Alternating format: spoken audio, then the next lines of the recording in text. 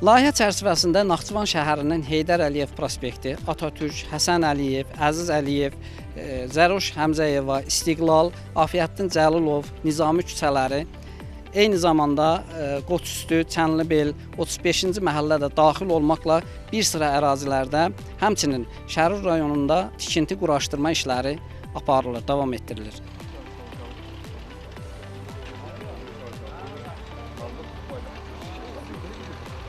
Hazırda Şərur rayonunun Maxta kəndində fiberoptik xətlərin çəkilişi aparılır. İşlərin qısa zamanda başa çatdırılması nəzərdə tutulur və bundan sonra kənddəki 279 abonent yüksək sürətli internet xəttinə çıxış imkanlarını əldə edəcəklər. Maxta kəndində işlər başa çatdıqdan sonra Axəmməd, Kərimbəyli, Qarabüz kəndlərində də kupon şəbəkəsinin qurulmasına başlanılacaqdır.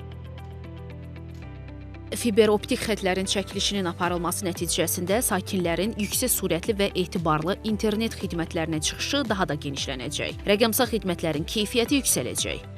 Yeni texnologiyanın tətbiqini çox sevinclə qarşılayırıq. Yəni indi bugün hər bir ailədə yeni texnologiya tətbiq olunacaq, yəni internet sürəti artırılacaqdır.